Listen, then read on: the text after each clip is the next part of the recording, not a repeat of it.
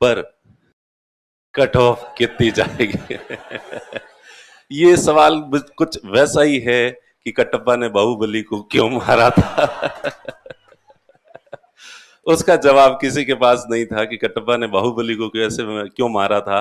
तो वैसे के वैसे इस समय जो है ये जवाब देना बहुत मुश्किल है कि कट ऑफ कितनी जाएगी। ये ईमानदारी से कह रहे हैं कि ये अगर कोई भी कह भी रहे हैं, हम लोग भी कह रहे हैं, तो हम भी एक अनुमान लगा रहे हैं और उस अनुमान का सही होने की संभावनाओं पे हमको खुद को ही संदेह है। क्योंकि क्वेश्चन पेपर के अंदर जो कुछ क्वेश्चंस होते हैं वो इतने इजी पूछ लेते हैं, इतने इजी पूछ लेते हैं, उसको देख के हमें उस पेपर बनाने वाले पे तरस आ जाता है कि ये क्या क्वेश्चन बनाया है।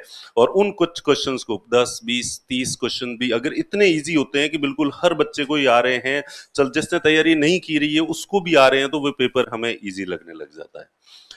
और कुछ क्वेश्चंस जो है वो टफ होते हैं, तो इस बार ज्यादा टफ क्वेश्चंस थे नहीं थे। इसका मतलब ये है कि डे बाय डे लोगों की प्रिपरेशन जो है वो बढ़ रही है, नॉलेज जो है वो बढ़ रहा है।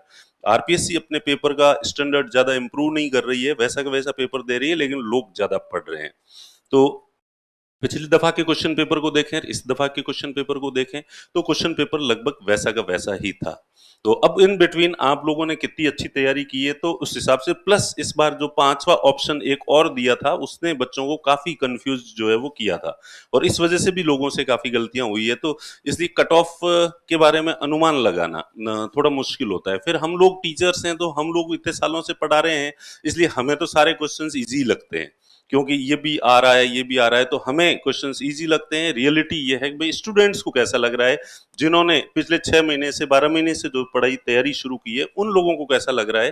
तो उस हिसाब से जो है वो कट ऑफ स्टूडेंट्स ज्यादा अच्छे से गैस कर सकते हैं बजाय कि टीचर्स के, क्योंकि टीचर्स को तो इजी लगते हैं, ये भी आ गया, ये भी, ये सब हर एक व्यक्ति से जो है होना चाहिए। तो इन तमाम बातें करने का खैर कोई मतलब नहीं है, सीधी काम की बात। आप एक ही काम की बात सुनना चाहते हो कि सर आप तो बता दो आपको क्या लग रहा है, तो वो ये 90 नंबर के आसपास, जैसा कि सभी मार्केट में मेरे ख्याल से सभी यही कह रहे होंगे कि 90, कुछ नंबर प्लस भी हो सकते हैं, कुछ माइनस भी हो सकते हैं।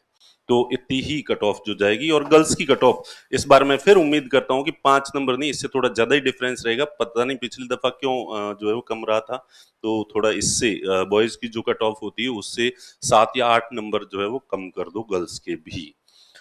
तो 90 के आसपास और 80 के आसपास जो है वो गर्ल्स की कट ऑफ का अनुमान जो है वो हम करते हैं।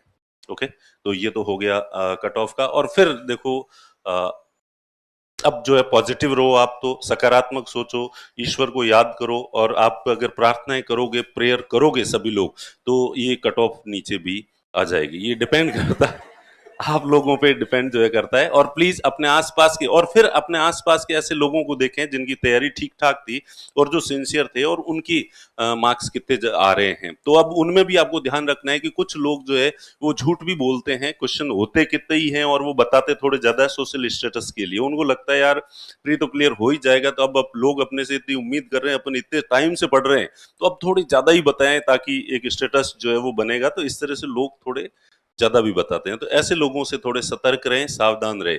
और ऐसे लोग कई बार तो अभी तो बहुत अच्छा स्कोर बन रहा है और बाद में फेल और हो जाते हैं, और उसके बाद भी उनको कोई शर्म नहीं आती कि उन्होंने पहले इतने मार्क्स बताए थे और प्री में फेल हो गए। फिर उनके पास कई बहाने होते हैं, अरे यार आंसर की गलत भर दी मैंने तो इस वजह से मेरे जो है वो फेल हो गया, बाकी आ तो मुझे सारे क्वेश्चंस रहे थे। तो ये तो हो गया।